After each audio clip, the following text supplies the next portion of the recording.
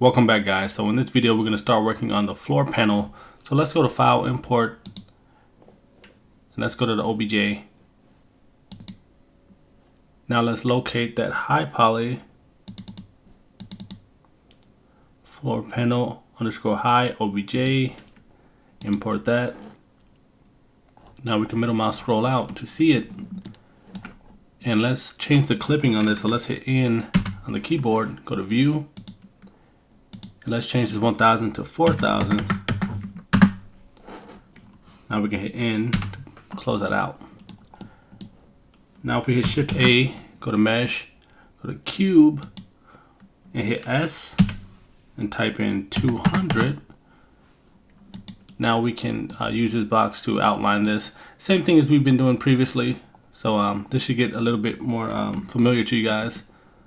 So I'll go to press Tab to enter edit mode, switch from vertices to faces, and I will choose this move tool so I can select the face to match it up with. That looks good. So let's go to the other side, grab the red one. And this is going to become second nature to you guys just to do this. Although I typically work in ZBrush, this seems to be better for specific models, like more simplistic and primitive shapes. Now I can go to the front.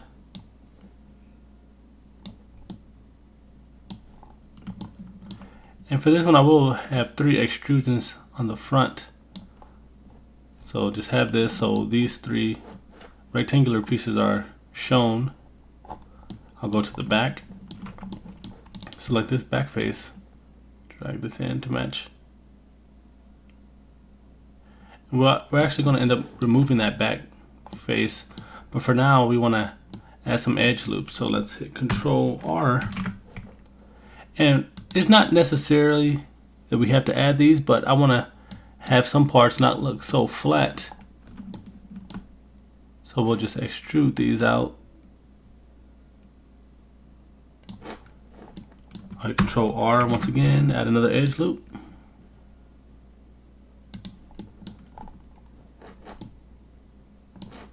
Go a little higher. Control R, another one. Bring this up. Scroll down. Control R. Make another one about here. Control R. And I just want these parts to extrude out. And I can actually do this without these, but you know, it adds to the realism to help sell the environment. Control R, and I want another edge loop here on this side. So now what I want to do is extrude these faces. So I can select, go to face mode, select this face, this one in the middle, and this one down here. And what I'll do is press E to extrude, and I'll just extrude this out.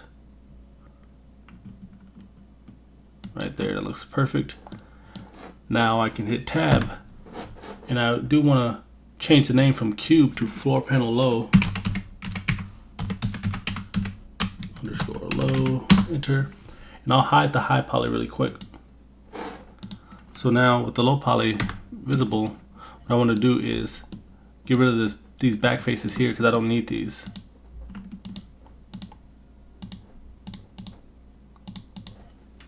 The back is going to be facing the ground, and they will not be needed, so we don't need to have extra faces.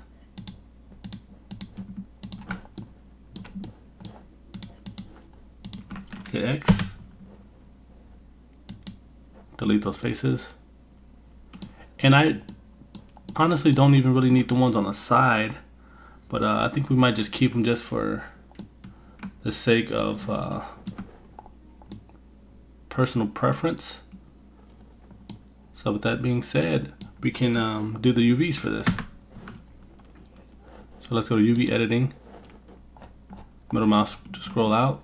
We can hit A on the keyboard and hit U, do a smart UV project, hit OK, and everything checks out. So we can go to layout,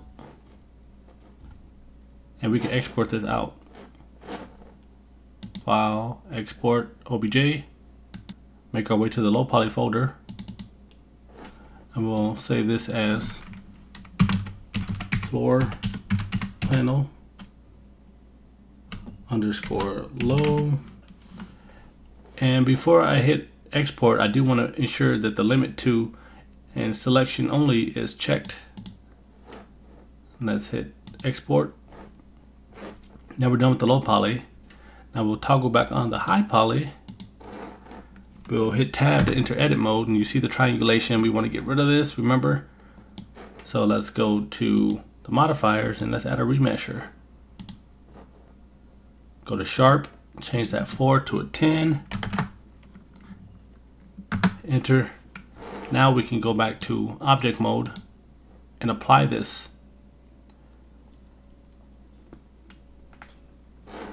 We can hit the drop down, hit apply.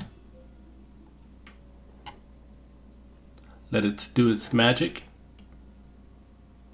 Now to ensure that it worked properly, we'll just hit tab to go to edit mode and ensure that it's nice and dense. Everything checks out. Now we can start to export this.